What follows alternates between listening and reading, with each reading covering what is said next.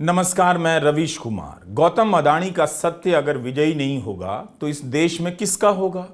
बल्कि उनका सत्य विजयी ना हो यह सत्य का अपमान माना जाएगा। अपने अपने जीवन में सत्य की हार से मायूस असंख्य भारतीयों के लिए भी यह राहत की खबर है कि कम से कम गौतम अडानी का सत्य तो विजयी हो रहा है। हम आज के एपिसोड में अडानी मामले में सुप्रीम कोर्ट के फैसले, इसी पर द हिंदू के संपादकीय और इसी अखबार में छपे प्रसेनजीत बोस के लेख पर चर्चा करेंगे। आखिर क्यों हिंदू अखबार ने अपने संपादकीय में लिखा है कि सुप्रीम कोर्ट का यह फैसला सेबी को उसकी करतूतों से बचाता है। पिछले एक साल में हमने अडानी मसले को लेकर कई सारे वीडियो किए हैं। याद रहे, केवल हिंडनबर्ग की रिसर्च की रिपोर्ट नहीं आई थी, उसके बाद लगातार पूरे साल फाइनेंशियल टाइम्स, वायर, ओसीसीआरपी सहित देश विदेश के कई मीडिया संस्थानों ने अडानी समूह में निवेश और कई सवालों को लेकर खोजी रिपोर्ट प्रकाशित की है। इन सभी की रिपोर्ट के आधार पर हमने हिंदी के दर्शकों के लिए कई वीडियो बनाए हैं, क्योंकि हिंदी के अखबारों में विस्तार से कोई जानकारी नहीं दी जाती है। आप उन्हें फिर से देख सकते हैं ताकि पता चले कि सवाल किस तरह के उठे थे और जवाब दिए गए हैं या नहीं। यह याद रखना बहुत जरूरी है। सुप्रीम कोर्ट ने अडानी मामले की जांच उसकी निगरानी में एसआईटी या सीबीआई से कराने की याचिका खारिज कर दी, बल्कि केंद्र को निर्देश दिया है कि हिंडनबर्ग रिसर्च के शॉर्ट पोजीशन से भारतीय निवेशकों को जो नुकसान हुआ है इसकी जांच हो। याद रखिएगा, केवल भारतीय निवेशकों के नुकसान की बात है। जब हिंडनबर्ग की रिपोर्ट आई थी तब गौतम अडानी ने भी कहा था कि हिंडनबर्ग के खिलाफ मुकदमा करेंगे, और हिंडनबर्ग ने कहा कि आप अमेरिका आ जाइए, मुकदमा कीजिए। ऐसा कोई केस हुआ है या नहीं मुझे नहीं पता, लेकिन अब केंद्र सरकार हिंडनबर्ग रिसर्च पर क्या जांच करती है उसका इंतजार आप कर लीजिए। सुप्रीम कोर्ट के सामने 4 याचिकाएं थीं। चारों को खारिज करते हुए चीफ जस्टिस DY चंद्रचूड़ ने कहा कि सेबी ने विस्तृत जांच की है। इस अदालत के सामने जो साक्ष्य पेश किए गए हैं उससे नहीं लगता कि किसी तरह के नियमों का उल्लंघन हुआ है। हमने शब्दशः अनुवाद नहीं किया है, मगर कहने का यही सार समझ आया कि सेबी गहन जांच कर चुकी है और किसी तरह के नियमों का उल्लंघन नहीं पाया गया है। पर हमारी नजर इस बात पर गई कि अदालत के सामने जो भी साक्ष्य हैं उससे पहली नजर में वह संतुष्ट प्रतीत होती है कि कोई गड़बड़ी नहीं है। अगर ऐसा है तो सेबी की जांच रिपोर्ट क्यों नहीं सार्वजनिक की जा सकती है। आपको याद होगा कि जस्टिस लोया की मौत और रफाल के मामले में बंद लिफाफे में ही सरकार ने कोर्ट के सामने अपने साक्ष्य रखे थे और सरकार को क्लीन चिट दे दिया गया। रफाल मामले में फ्रांस से हाल ही में खबर आई कि भारत सरकार जांच में सहयोग नहीं कर रही है। जो मामला यहां कब का रफा दफा कर दिया गया, फ्रांस में उसकी जांच अभी तक चल रही है। तो बात बंद लिफाफे की कर रहा हूं। जब जस्टिस चंद्रचूड़ के सामने बंद लिफाफे का एक ऐसा ही मामला सामने आया तब उन्होंने बहुत कड़ी टिप्पणी की। यह मामला था केरला के न्यूज चैनल मीडिया वन का और वन रैंक वन पेंशन का। मार्च 2023 में सुप्रीम कोर्ट में वन रैंक वन पेंशन के केस में अरियर के आवंटन पर सुनवाई चल रही थी। बेंच की अगुवाई चीफ जस्टिस चंद्रचूड़ कर रहे थे। सरकार की ओर से अटॉर्नी जनरल ने बंद लिफाफे में जानकारी दी, मगर जस्टिस चंद्रचूड़ की बेंच ने लिफाफे को स्वीकार करने से इनकार कर दिया। आदेश दे दिया कि जानकारी को काउंसिल और एक्स सर्विसमैन के साथ भी साझा कीजिए। जस्टिस चंद्रचूड़ ने कहा कि मैं बंद लिफाफों के विरुद्ध हूं, क्योंकि होता यह है कि हम वो देखते हैं जो वो नहीं देखते और हम उन्हें जानकारी दिखाए बिना ही फैसला कर देते हैं। यह कानूनी प्रक्रिया के खिलाफ है। बल्कि अप्रैल 2023 में केरला के न्यूज चैनल मीडिया वन पर प्रतिबंध के मामले में सुनवाई करते हुए चीफ जस्टिस चंद्रचूड़ और जस्टिस हिमा कोहली की बेंच ने एक बात कही। अपने फैसले में उन्होंने बंद लिफाफे के मुद्दे पर विस्तार से लिखा, इस प्रथा को रोकने के लिए कुछ सुझाव दिए और कहा कि किसी केस में राष्ट्रीय सुरक्षा के मुद्दों का शामिल होना केवल इसी वजह से राज्य की जवाबदेही समाप्त नहीं हो जाती कि वह सबके साथ निष्पक्ष रूप से व्यवहार करे। बेंच ने कहा कि जांच एजेंसियों की रिपोर्ट व्यक्तियों या इकाइयों के जीवन, स्वतंत्रता और रोजगार को प्रभावित करती है। ऐसी रिपोर्ट को डिस्क्लोजर से पूरी तरह से छूट दिया जाना एक पारदर्शी या जवाबदेही सिस्टम के प्रतिकूल है, यानी सीलबंद लिफाफे में जानकारी नहीं स्वीकार की जानी चाहिए। मीडिया वन के मामले में कोर्ट ने बंद लिफाफे की समीक्षा कर कहा कि सरकार का बैन करने का फैसला सही नहीं था। इसी बंद लिफाफे के आधार पर केरला हाई कोर्ट ने मीडिया वन पर बैन कायम रखा। उस बंद लिफाफे की जानकारी मीडिया वन को भी नहीं, जिसके चैनल को बंद किया जा रहा था उसे ही पता नहीं कि लिफाफे में क्या है। चीफ जस्टिस बंद लिफाफों के बहुत खिलाफ है। हमने इसकी याद इसलिए दिलाई ताकि हम उम्मीद कर सकें कि एक दिन सेबी की तमाम रिपोर्ट भी सार्वजनिक की जाएगी, जिससे अदालत प्रथम दृष्टया में संतुष्ट प्रतीत होती है। अगर अभी तक जिस हिस्से से भी संतुष्ट है, क्या उसे सार्वजनिक किया जा सकता है? क्योंकि गौतम अडानी इसे सत्य की जीत बता रहे हैं, उनके लिए एक तरह से जीत हो गई है, तब क्यों ना अभी ही जांच रिपोर्ट को सार्वजनिक करने के बारे में सोचा जाए। वैसे भी चीफ जस्टिस सीलबंद लिफाफे के सख्त खिलाफ हैं। क्या मेरा सवाल सही है? इसका फैसला मैं कैसे कर सकता हूं? मेरे पास शेक्सपियर के गांव से निकलने वाली अंग्रेजी के शब्दों में लिपटी हुई कानूनी नजरिए की इतनी समृद्ध व्यापकता कैसे हो सकती है, जिसमें नागरिक स्वतंत्रता के सपने स्वतंत्र न्यायपालिका के साथ मोहल्ले के किसी कोने में सुबह शाम दोपहर गिल्ली डंडा खेलते रहते हैं। गिल्ली को आप नागरिक स्वतंत्रता के रूप में देखिए और डंडे को न्यायपालिका के रूप में, उसकी स्वायत्तता और स्वतंत्रता के रूप में। कब उसके डंडे से यह स्वतंत्रता मैदान के बाहर कर दी जाएगी, इसका पता लगाने के लिए इतिहास में अनेक उदाहरण मिल जाएंगे। मैं एक आम भारतीय की तरह अपनी मामूली हिंदी के शब्दों के सहारे सवाल कर रहा हूं कि जब बंद लिफाफे की संस्कृति ठीक नहीं है, तब भी मई 2023 में अडानी मामले में 6 सदस्यों की रिपोर्ट को सील बंद लिफाफे में पेश किया गया। आप उस समय की मीडिया रिपोर्टिंग देख लीजिए। हिंदू अखबार में प्रसेनजीत बोस ने लिखा है कि सेबी की जांच अभी पूरी नहीं हुई है। जाहिर है इसी कारण से सार्वजनिक भी नहीं है। तब कैसे कहा जा सकता है कि जांच ठीक है? सेबी से जांच के सवाल पर विपक्ष का एक स्टैंड है। विपक्ष स्वतंत्र एजेंसी से जांच की मांग कर रहा है, संसदीय समिति से जांच की मांग कर रहा है। दोनों ही मांगे नहीं मानी गई। अडानी मामले में सेबी ने 24 में से 22 मामलों पर जांच पूरी कर ली है। अब तक की स्टेटस रिपोर्ट सुप्रीम कोर्ट को अगस्त में दी जा चुकी है। प्रसेनजीत बोस लिखते हैं कि ये सभी रिपोर्ट सार्वजनिक नहीं की गई हैं। क्या बाकी बची 2 जांच पूरी होने के बाद इन्हें सार्वजनिक किया जाएगा? हिंदी में प्रसेनजीत बोस ने सवाल किया है कि जब तक सेबी की जांच को सार्वजनिक कर उन पर कार्रवाई नहीं की जाती है, कोई इस बात का फैसला कैसे कर सकता है कि सेबी से चूक हुई या नहीं हुई? वे लिखते हैं कि कोर्ट के फैसले ने सेबी की स्टेटस रिपोर्ट को फेस वैल्यू पर स्वीकार कर लिया। रिपोर्ट की जानकारी की समीक्षा के बिना ना ही याचिकाकर्ताओं को यह रिपोर्ट दिखाई गई और ना ही कोर्ट की एक्सपर्ट कमेटी ने इनकी जांच की। उम्मीद है आप मेरी वो बात याद कर रहे होंगे जो मैंने सीलबंद लिफाफे के संदर्भ में आपको याद दिलाई। प्रसेनजीत बोस लिखते हैं कि अब तक सेबी की पड़ताल की गहनता से जांच नहीं हुई है। फरवरी 2023 में जब कोर्ट ने सरकार से हिंडनबर्ग मामले के लिए गठित की जाने वाली कमेटी में शामिल करने के लिए नामों के सुझाव मांगे, तब सरकार ने नाम सीलबंद लिफाफे में दिए।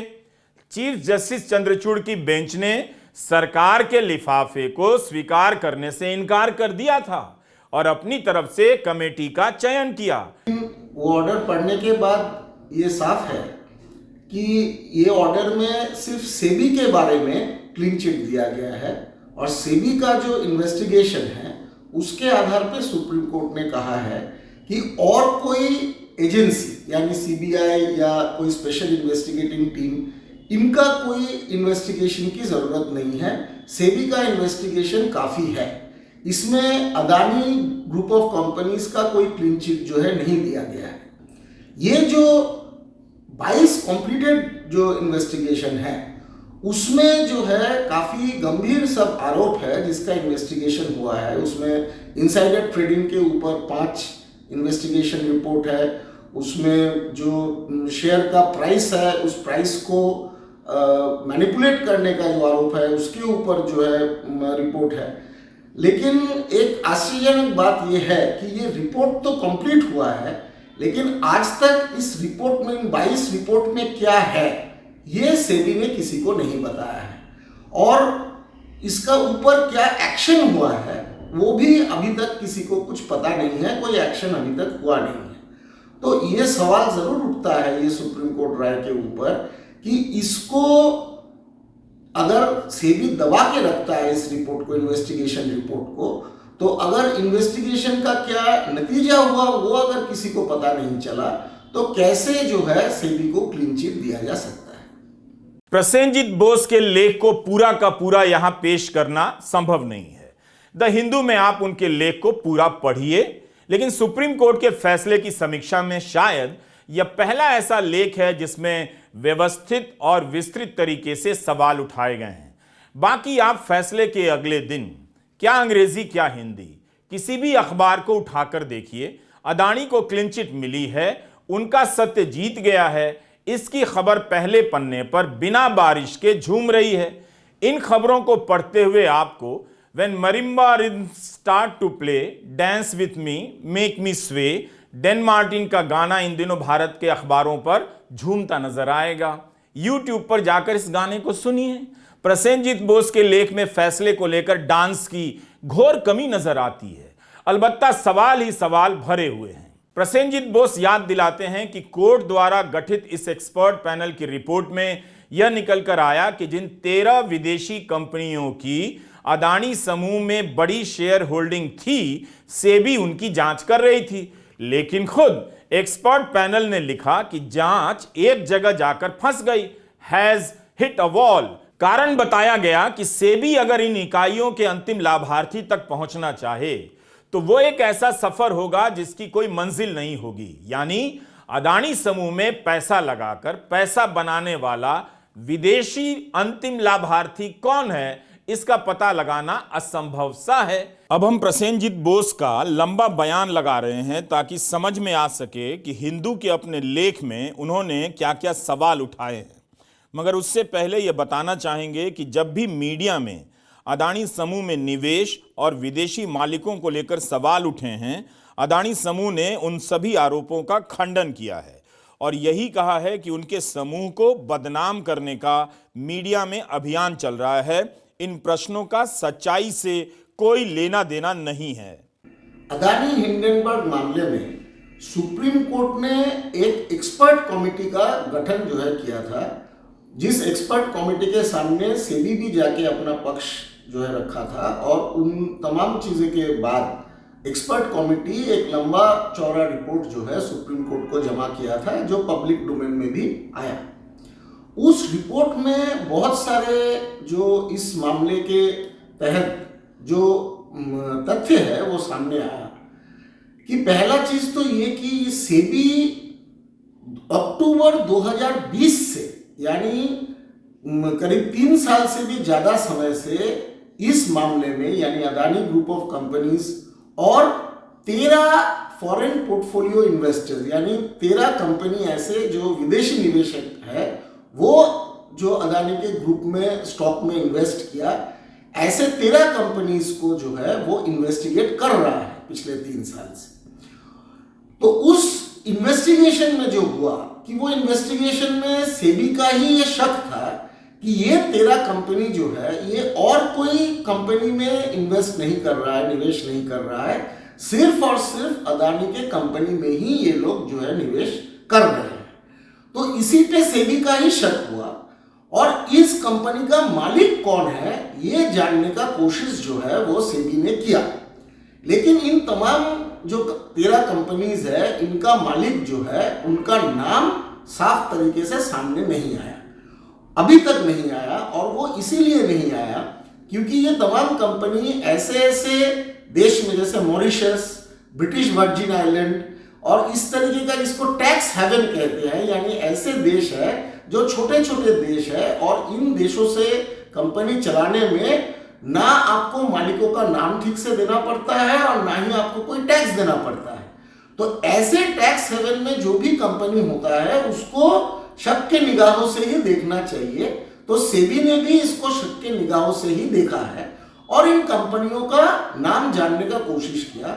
लेकिन ये तमाम जो छोटे छोटे देशों में इन कंपनी है, इन देशों ने अभी तक इन कंपनियों का मालिकों का नाम वो सेबी को जो है नहीं बताया।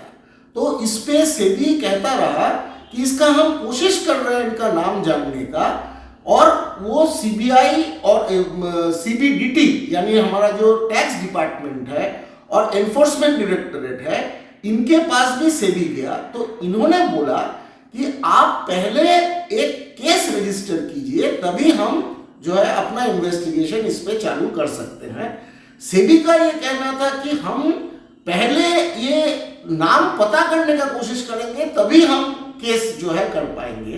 तो एक्सपर्ट कमेटी बोला कि ये अंडा पहले या मुर्गा पहले, ऐसा एक बात हो गया है कि मालिकों का नाम जब तक पता सेबी को नहीं चल रहा है तब तक वो केस नहीं कर पा रहा है, लेकिन मालिकों का नाम कौन क्या है वो इनको इन देशों, बाहर के देशों से पता जो है नहीं चल रहा है। तो इन्वेस्टिगेशन आगे कैसे जाएगा, ये बहुत महत्वपूर्ण एक बात जो है एक्सपर्ट कमेटी ने कहा था और वही हुआ है। आज तक जो है सेबी को ये नाम जो है नहीं मिला। लेकिन इसी के दौर में हिंडनबर्ग जो है 2023 यानी एक साल पहले ये रिपोर्ट लाया और बोला कि जो जो कंपनीज के बारे में हिंडनबर्ग जो आरोप लगाया उसमें सेबी का जो ये 13 शक किया हुआ जो कंपनीज है उसका नाम भी था। और हिंडनबर्ग बोला कि ये सबका मालिक विनोद अदानी है, जो अदानी का प्रोमोटर ग्रुप का मेंबर भी है। और इसी के तहत जो है अदानी ग्रुप बाहर से पैसा अपने कंपनी के शेयर में खुद जो है लगा रहे हैं।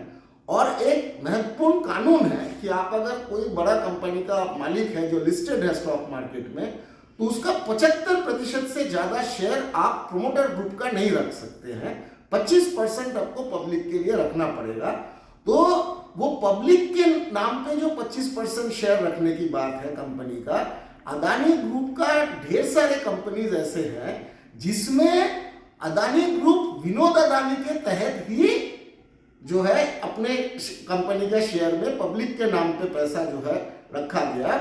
ये आरोप हिंडनबर्ग ने लगाया और उसके बाद में ओसीसीआरपी का जो एक इन्वेस्टिगेशन था उन्होंने भी ये विनोद अदानी का जो है नाम लिया। उसके साथ में एक चांगचुंग लिंग बोल के एक ताइवान का बिजनेसमैन है, एक नासिर अली सुमान अली बोल के दुबई का बिजनेसमैन है, इनका भी नाम लिया और बोले कि ये सभी जो विनोद अदानी के जो है ये लोग पार्टनर्स हैं और विनोद अदानी इन लोगों के नाम पे कंपनियां चला रहे हैं और यही कंपनियां जो है वो अदानी के शेयर्स में फॉरेन इन्वेस्टर्स के तहत जो है इन्वेस्ट कर रहा है। तो ये ओसीसीआरपी और उससे पहले हिंडनबर्ग जो है ये नाम उजागर कर दिया। लेकिन सेबी अभी भी बोल रहा है कि ये सारे कोई सबूत नहीं है, ये एविडेंस नहीं है, क्योंकि हमको इन बाहर के देशों से जो है नाम बताया अभी तक नहीं गया है। और जब तक हमको बाहर के देशों से ये नाम नहीं पता चलेगा तब तक हम किसी का नाम नहीं जो है ले सकते हैं।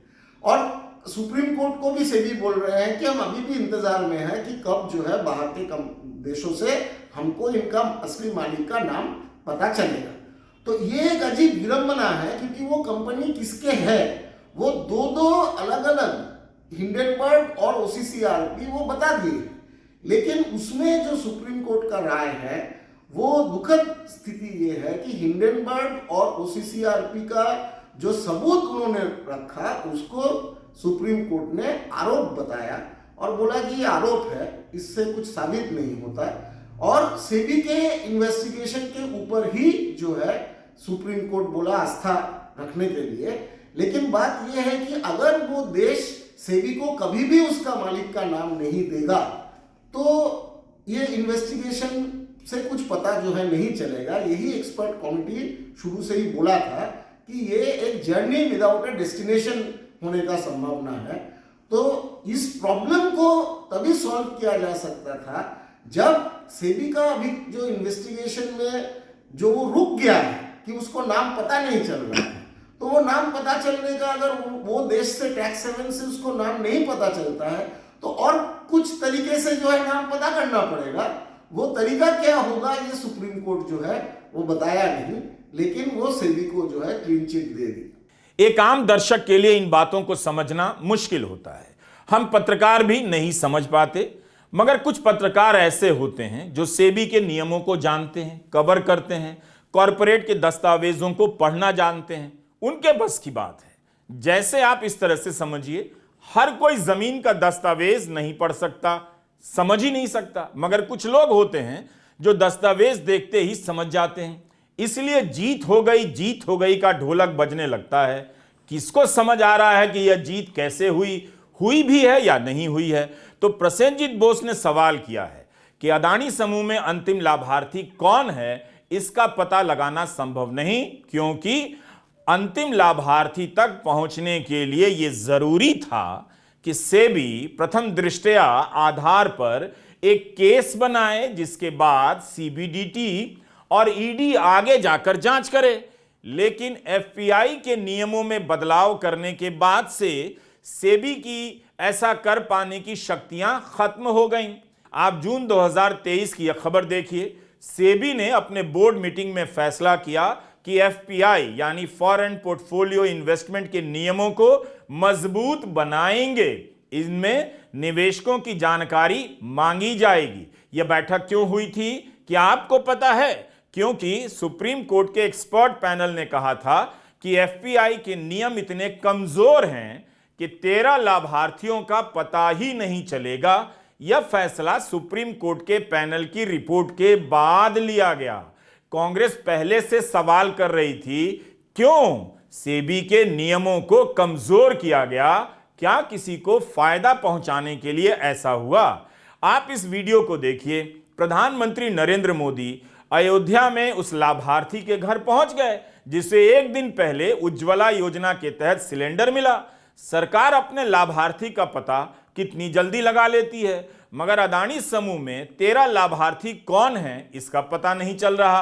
क्या इस सवाल का जवाब आ गया है, जिसे लेकर गौतम अदानी सत्यमेव जयते का पाठ कर रहे हैं? बात यह है कि प्रधानमंत्री को एक एक लाभार्थी का पता है, उनकी योजनाओं का, सारे लाभार्थियों को जमा कर वे बैठ के करते रहते हैं। मगर अदानी मामले में विदेशी फंड, विदेशी निवेशक से जुड़े सवालों के लाभार्थियों के जवाब ही नहीं मिल रहे। कांग्रेस के प्रवक्ता जयराम रमेश ने कोर्ट के फैसले पर बयान जारी करते हुए लिखा कि कोर्ट का फैसला सेबी के लिए अत्यधिक रूप से उदार रहा है, और सिर्फ इसलिए नहीं कि कोर्ट ने जांच पूरी करने की डेडलाइन को, ध्यान से सुनिए, 14 अगस्त 2023 से बढ़ाकर 3 अप्रैल 2024 कर दिया। 10 दिन की देरी से सेबी द्वारा 24 में से दाखिल की गई 22 रिपोर्ट पर कोर्ट ने कहा कि यह देरी मामूली थी और जानबूझकर की गई नहीं लगती है, क्योंकि मामला ही जटिल था और विदेशी जांच एजेंसियों को शामिल किया गया था। लेकिन सच तो यही है कि अभी तक जांच पूरी नहीं हुई, तभी तो कोर्ट ने 3 महीने का समय दिया है। जयराम रमेश लिखते हैं कि यह ध्यान देने योग्य है कि सेबी ने कोर्ट की एक्सपर्ट कमेटी के कहने के 10 महीने बाद भी जांच पूरी नहीं की। रमेश ने ओसीसीआरपी और फाइनेंशियल टाइम्स की रिपोर्ट का हवाला देते हुए कहा कि अदानी ग्रुप की गड़बड़ियों पर सेबी मेहरबान रही है। उन्होंने कहा कि कोर्ट यह कहने में सही है कि न्यूज रिपोर्ट सेबी की तफ्तीश का विकल्प नहीं हो सकती, लेकिन यह चिंताजनक तो है कि मीडिया में एक के बाद एक एक्सपोजे हुए, पर्दाफाशी रिपोर्टें आईं और सेबी ने निरंतर डेडलाइन में विस्तार मांगा। सत्य कई मौतें मरता है जब वो सत्यमेव जयते का उद्घोष करते हैं, जिन्होंने पिछले दशक में सिस्टम का नाजायज फायदा उठाया है। कोर्ट के फैसले में कांग्रेस द्वारा पूछे गए 100 सवालों का कोई जवाब नहीं मिलता है। इस स्कैम की तह तक पहुंचने के लिए संयुक्त संसदीय समिति से कम कुछ भी कारगर नहीं होगा। ये सभी पोस्टर जो आप अपने स्क्रीन पर देख रहे हैं, हमने कांग्रेस के ट्विटर हैंडल से लिए हैं। बात असल में केवल हिंडनबर्ग या ओसीसीआरपी की रिपोर्ट की नहीं है। बीते 1 साल में अदानी समूह के मामले में कई मीडिया संस्थानों और वित्तीय मामलों के जानकार पत्रकारों ने बहुत सी रिपोर्ट छापी है। Financial Times, Washington Post, Guardian, Indian Express, Wire, Forbes, Morning Context, Al Jazeera, Reporters Collective आदि ने कई कड़ियों में खोजी रिपोर्ट की और अपने दावों से पीछे हटने से इनकार किया है। सुप्रीम कोर्ट के फैसले के बाद भी कहा है कि वे अपनी रिपोर्ट पर कायम हैं। अक्सर इन संस्थाओं ने एक दूसरे की रिपोर्ट का निरीक्षण भी किया है और उनके दावों की पुष्टि की है। कोर्ट के सामने ये खबरें और इनके सवाल भी थे जिनका अभी तक कोई जवाब नहीं मिला। क्या कोल खदानों के आवंटन में अदानी के लिए नियमों में बदलाव हुआ? क्या भारत की रक्षा से जुड़े मामलों में अदानी की शेल कंपनियों का पैसा लगा? साइप्रस के नागरिक विनोद अदानी का अदानी समूह से क्या रिश्ता है, ये जवाब मिल गया। क्यों अदानी सेबी के प्रमुख से अक्टूबर 2022 में मिलने गए थे? क्यों सेबी की प्रमुख माधवीपुरी बुच ने महीनों तक अदानी मामले पर कोई टिप्पणी नहीं की? विपक्ष की जेपीसी की मांग को क्यों ठुकराया जाता रहा? कोर्ट का फैसला बहुत से ऐसे सवालों पर अभी कोई जवाब नहीं दे पाया है। खैर, अदानी समूह ने इस फैसले को अपनी जीत के रूप में देखा है। अगर उनके सत्य की विजय हो गई है तब तो एक दिन उमर खालिद का भी सत्य विजयी हो सकता है। इसकी उम्मीद उमर खालिद को रखनी चाहिए कि इस देश में सत्य की जीत की सारी संभावनाएं अभी समाप्त नहीं हुई हैं। पिछले साल उमर खालिद की जमानत की सुनवाई सुप्रीम कोर्ट में 10 बार ही तो टली। अदानी के सत्य की जीत हुई है, उमर खालिद के सत्य की भी होगी। केवल उमर की ही नहीं, साक्षी मलिक, विनेश फोगाट को भी उम्मीद रखनी चाहिए कि जब तक अदानी के सत्य की जीत हो रही है, एक दिन बृजभूषण सिंह के सत्य की भी जीत होगी। उमर और साक्षी मलिक, विनेश फोगाट को भी अदानी के सत्य की जीत का जश्न मनाना चाहिए। बल्कि हरियाणा के नूंह में नफरत फैलाने वाले मामले में गिरफ्तार मोनू मनेसर को भी जमानत मिल गई है। अगर इस खबर से उमर खालिद को उम्मीद नहीं होती है तो मैं क्या कर सकता हूं? भीमा कोरेगांव केस या अन्य केस में भी 3-3 साल, 5-5 साल जेल में रहने के बाद कमजोर सबूतों या सबूत नहीं होने के कारण किसी को जमानत मिल जाती है। सत्य के इस महान विजय के लिए कुछ लोगों को 5-5 साल जेल में ही तो इंतजार करना पड़ा। सुप्रीम कोर्ट के जस्टिस संजय किशन कौल हाल ही में जब रिटायर हुए तब उन्होंने अपने इंटरव्यू में कुछ बातें कहीं। उनकी बातों से आप आज की न्यायपालिका में क्या हो रहा है थोड़ा सा झांक कर देख तो सकते ही हैं। जस्टिस कौल कहते हैं कि कमजोर विपक्ष भी एक समस्या है। लोगों को लगता है कि विपक्ष राजनीतिक रूप से सरकार को हैंडल नहीं कर पा रहा तो कोर्ट से उम्मीद नहीं कर सकते कि वह सरकार को राजनीतिक रूप से हैंडल करे। ध्यान से सुनिए, न्यायपालिका को नजर तो रखनी चाहिए, लेकिन जस्टिस कौल का कहना था कि सरकार गलत कर रही है, अब कोर्ट को कुछ करना चाहिए। यह बात भी गलत है, लेकिन कोर्ट से कोई उम्मीद नहीं करता कि वह विपक्ष का रोल अदा करे। मगर यह उम्मीद तो की ही जा सकती है कि सरकार गलत करती जा रही है, उसकी संस्थाएं पतन की तरफ जाती दिख रही हैं, तो कोर्ट को भी नजर आए। यहां सवाल कोर्ट से विपक्ष की भूमिका निभाने की कोई नहीं कर रहा। जनता को पता है कि विपक्ष किस हालत में है। लगातार ईडी और जांच एजेंसियां एक तरफा तरीके से विपक्ष के नेताओं को घेरे हुए हैं। मीडिया के पन्ने से विपक्ष को गायब कर दिया गया है। यह जो धारणा बनी है कि विपक्ष कुछ नहीं करता, यह कैसे बनी है? क्योंकि अखबारों में विपक्ष की गतिविधियों को लेकर कैसे छपता है, इसे आपको देखना चाहिए। छपता ही नहीं है। किसी रिटायर्ड जस्टिस को भी देखना चाहिए और कुछ कह देना चाहिए। सवाल है कि क्या न्यायपालिका अपनी जवाबदेही से बच रही है? सरकार से जुड़े कई मामले में उसके फैसले को लेकर सवाल उठ रहे हैं।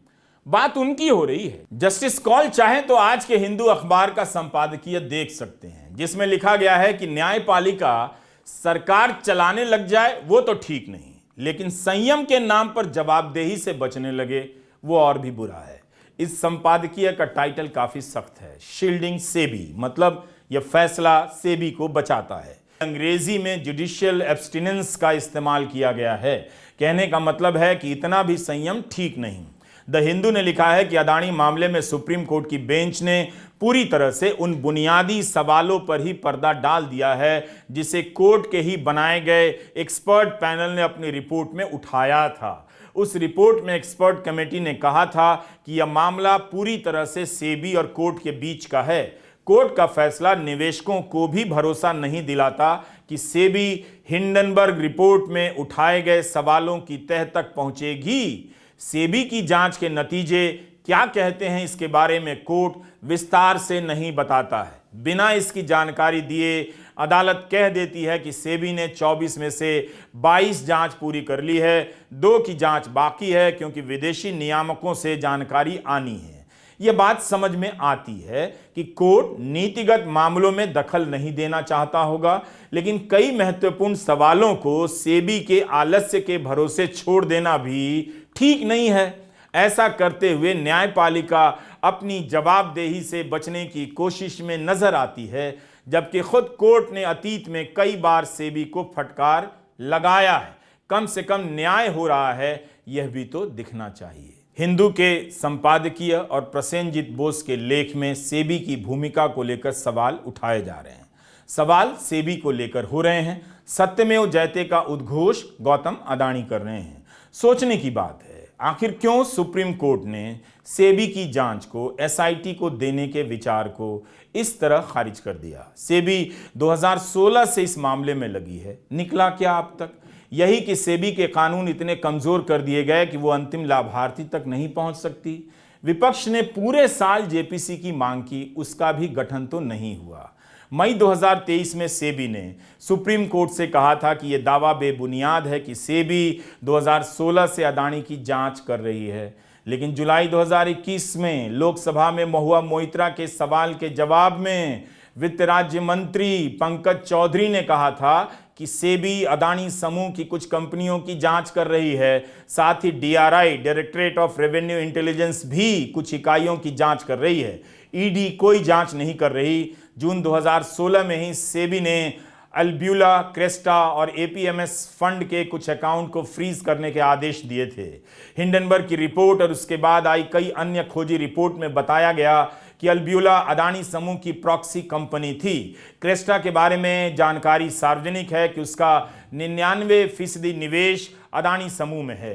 उस समय सेबी और सरकार के अलग अलग जवाबों को रेखांकित करते हुए जयराम रमेश ने 15 मई 2023 को ट्वीट किया और सवाल उठाया कि दोनों में से ज्यादा बुरा क्या है, संसद को गुमराह करना या फिर जब लाखों निवेशकों को मनी लॉन्ड्रिंग के जरिए धोखा दिया जा रहा है तब सोए रहना। तब वित्त मंत्रालय ने बाकायदा जयराम रमेश के सवाल को रीट्वीट कर कहा था कि वो जुलाई 2021 के अपने जवाब के साथ कायम है, जिसे सभी एजेंसियों से जानकारी प्राप्त करने के बाद जारी किया गया था।